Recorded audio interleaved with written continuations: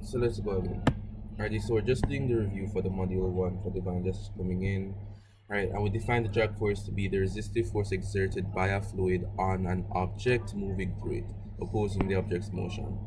And we were discussing terminal velocity, and we arrived at the assumption that the terminal velocity is the maximum speed of an object, well, that an object gains as it falls through a medium, right? Or it's a constant speed, more or less, already.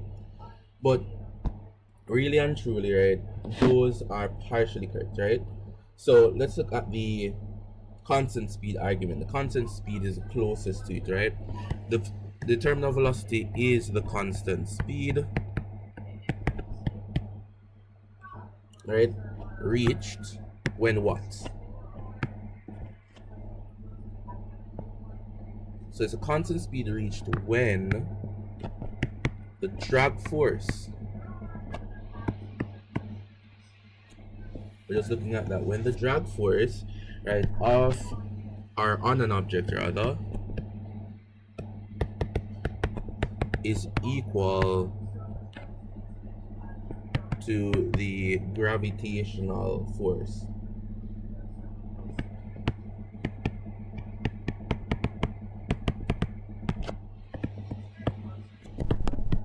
Or the weight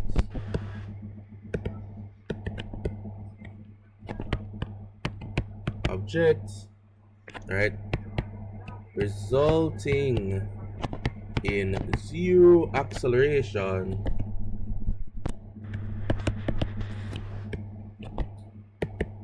as it falls. I mean, I don't really have to add as it falls through a fluid, because once we talk about drag force, we know that it's a fluid that is falling through, but let me just add it there. Falls through a fluid. That's it. Is everybody fine with that? Is everybody okay? Drop a 1 in the chat if everybody's fine with that. And so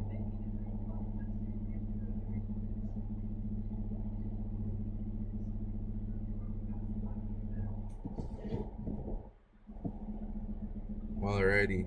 Uniform motion. Somebody just describe that for me, please. Just raise your hand and go.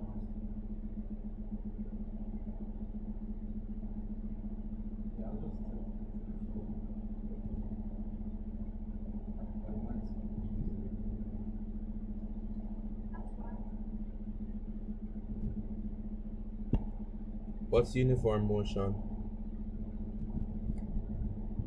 Daniel Divine. Do you guys want to go ahead with this one?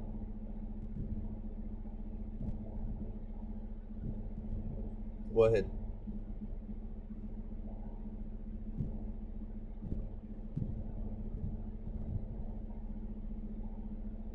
You can unmute and go ahead.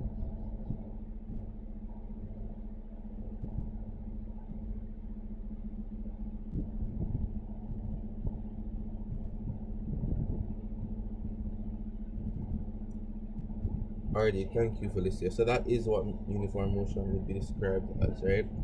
So why do we look at the motion? Let me just write that. Of an object in a straight line. Why should it be a straight line?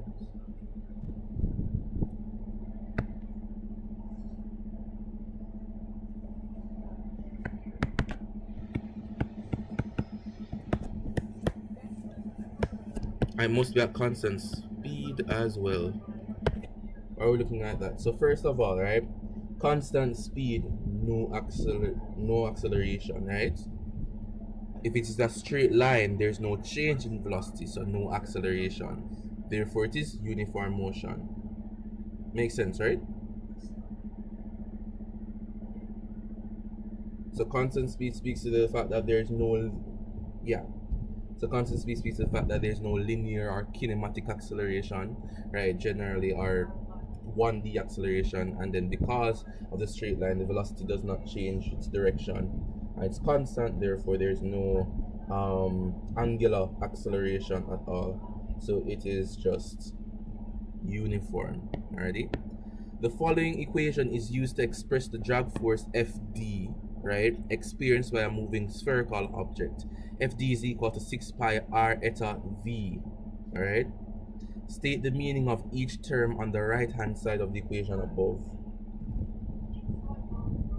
So we know that Fd is a drag force, all right? What does R stand for?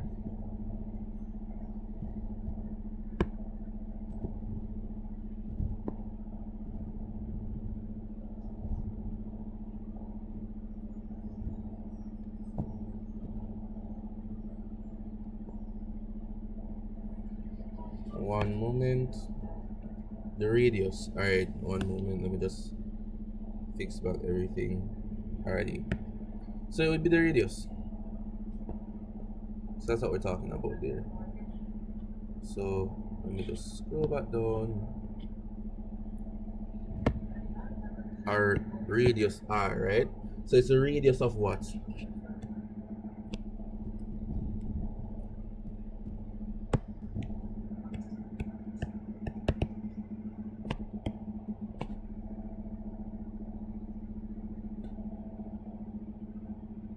Radius of the spherical object, right?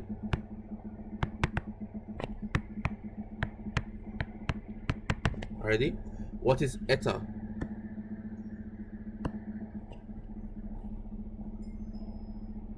What's that? Alright. The dynamic viscosity of a fluid.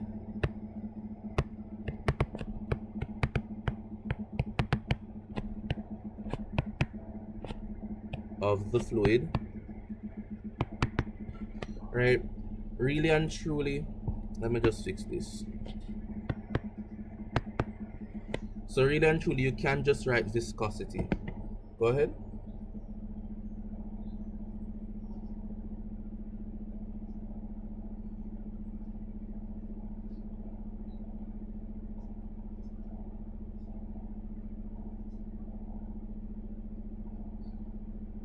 Hold on, I'm not hearing you're breaking up a lot. I'm not sure if it's just me.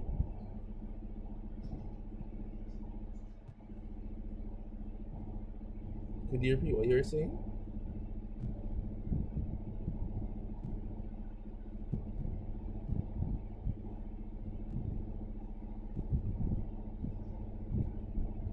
You're breaking up a lot, but I'm not sure if it's me. I'm not sure. Did you guys hear it breaking up or?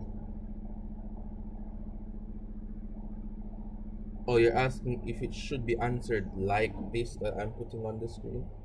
So it says to state the meaning of each of the term on the right hand side of the equation. So we need to know, right, what R is, what eta is, and what V is. And that would accompany the 3 marks. You shouldn't really tell what 6 pi is. 6 pi is 6 pi. But yeah.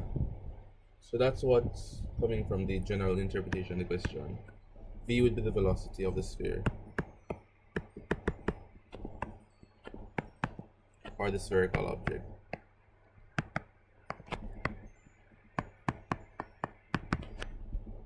So it's just asking for the meaning of this. So you have R, we have eta, we have V, and then 6 pi is really and truly just 6 pi. Alrighty? The next part now asks us to explain how the terminal velocity will be affected if a sphere of the same mass, right, but twice the radius is used.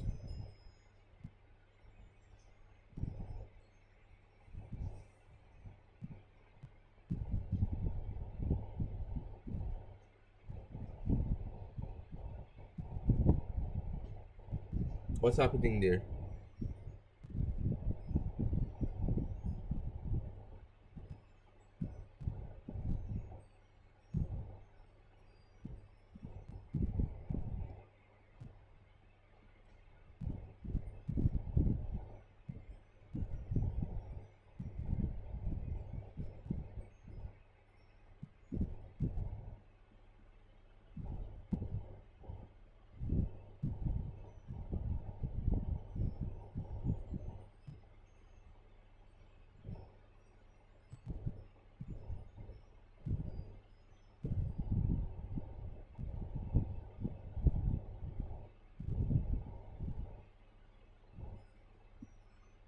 because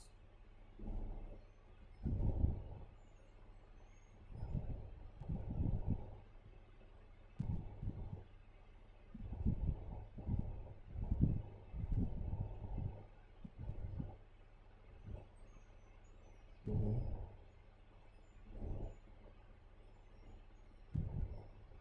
mhm,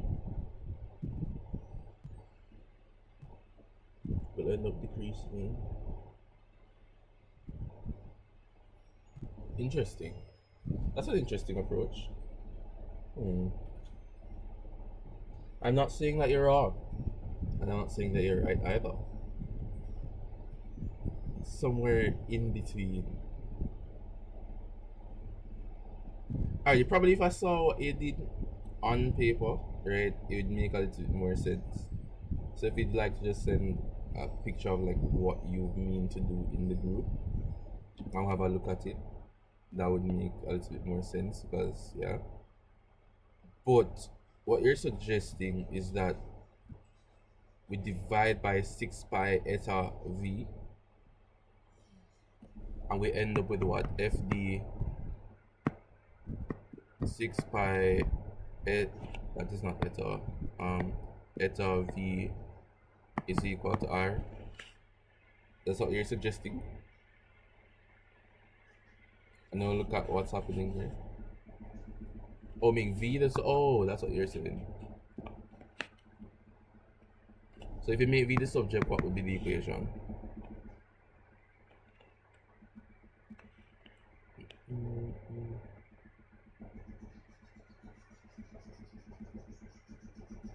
What would be your equation? Six.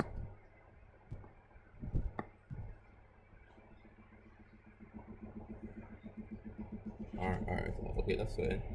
And you're saying the relationship between this now, as the radius increases, the velocity should decrease. That's what you're saying. Alrighty, that's fine. Oh, you agree? Okay.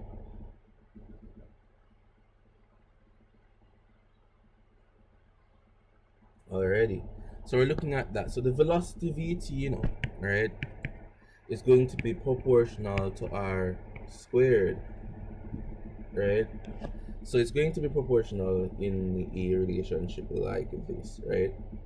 So what we're looking at here now, well, it would be inverse proportional technically, right? So what we're saying here is that if we double the radius of the object, right, it would increase the cross-sectional area, right, and drag force, so resulting in a fourth-fold increase in the terminal velocity for the same mass. So looking at the fact that it's actually squared, right, the relationship between them, right? So we're looking at this, right? So the doubling the velocity, are what we're seeing here, a sphere of the same size but twice the radius is used, right? If we double the radius, so we're saying that twice the radius, right? So let's look at that. Doubling the radius,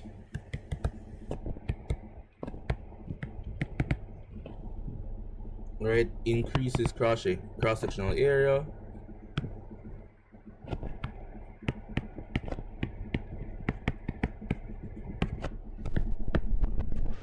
and what will happen here, right? And by extension, the drag force. So if you have a ball like this, you have some force. You have the fluid moving around it, right? If you have a ball that's larger, right, you're going to have more interactions, right? You're going to increase the drag force on the object, right? So we're increasing the drag force there, right? And what it does, it resulting in a fourfold,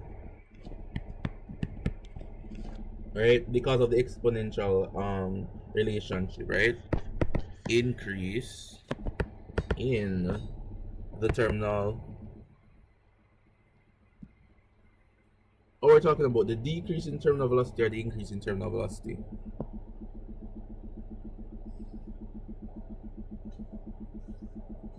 Is terminal velocity increasing or decreasing as we increase the radius?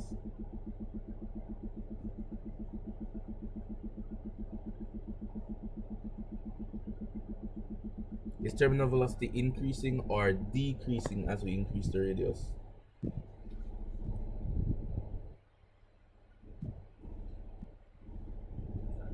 Decreasing.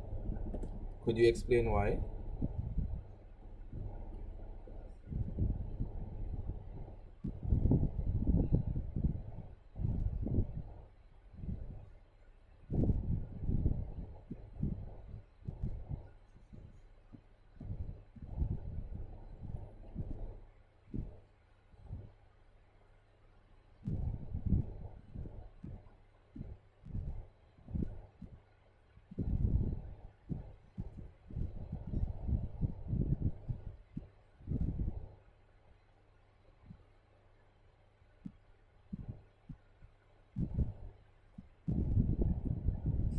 I'm hearing you.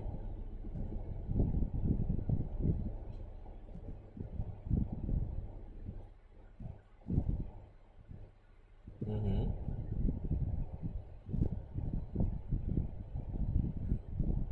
Alrighty. So larger surface area, right? More drag interaction, right? So we're going to decrease the terminal velocity.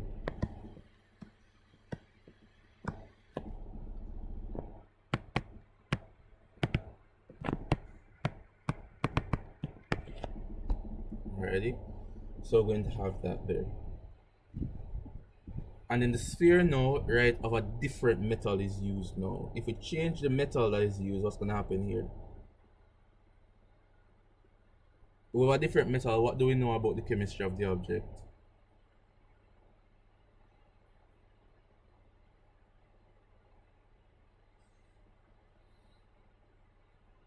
If you had an aluminum sphere and you change it for, let's say, a platinum sphere, what is changing? A golden sphere, what is changing?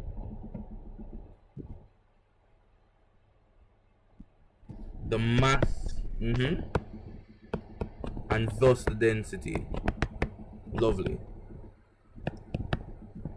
of the object is changing. And how does that affect the terminal velocity?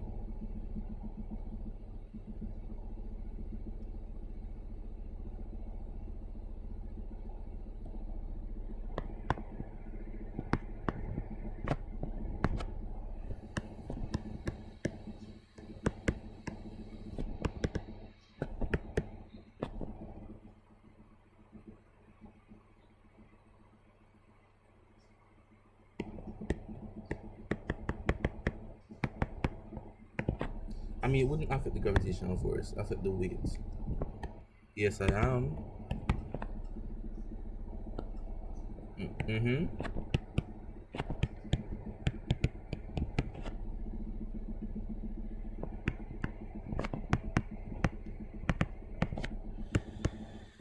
Mm-hmm. Yes, most definitely. So a denser metal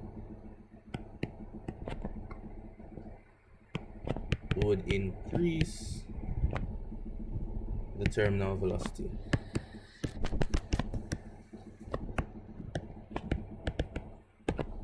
That's it. So those questions are finished. Alrighty. So everybody's fine with that going forward. Let me know if there are any issues before I move forward.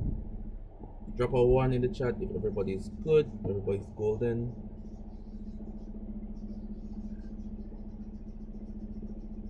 Alrighty, so Felicia is good. Josh, I'm not sure if Josh is okay.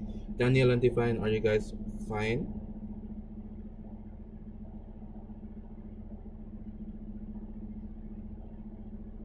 Alrighty, Divine, good. Blink twice if you need help. I don't know what's happening with Divine, but hopefully everything is fine. Alrighty. According to Archimedes' principle, when a body is immersed in a fluid, it experiences an upthrust. Wow, how interesting. Alright, what is Archimedes' principle, by the way, before we start the question?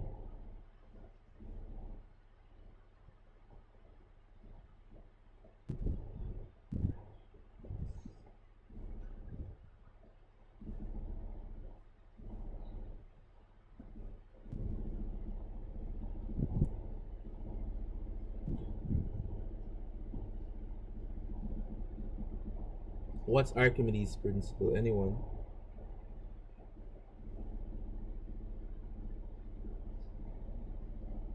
It's supposed to be second nature. You should just be start. You just start saying it as you hear Archimedes. You just start the principle. What's going on? Go ahead, Josh.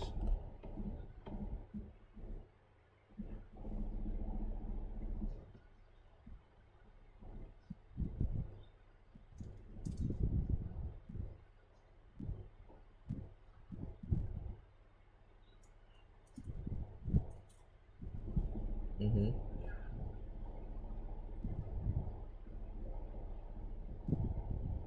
Okay, that's fair enough. Go ahead, Daniel.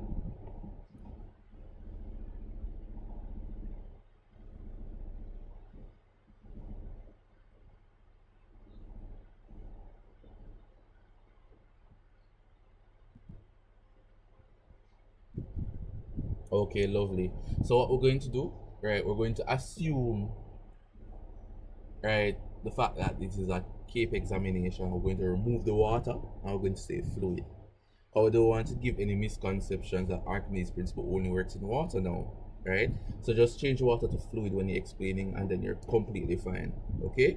So according to Archimedes' principle, a body fully or whole, well, partially or wholly immersed in a fluid experiences an upward buoyant force, or what we call the upthrust, right?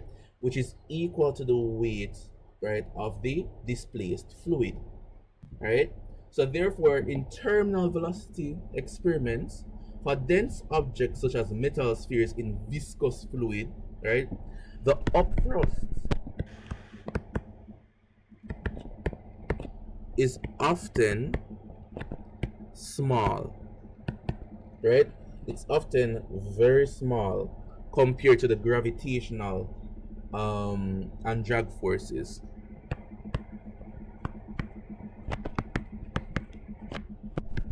So the gravity.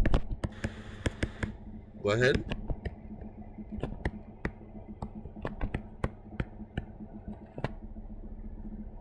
Yes.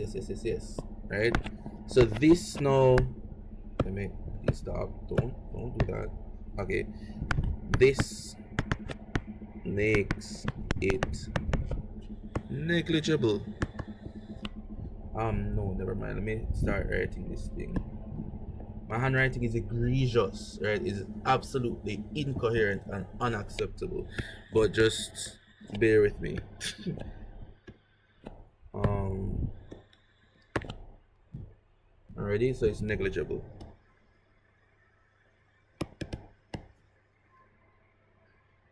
Alright? And that actually allows for our simplification of our equation.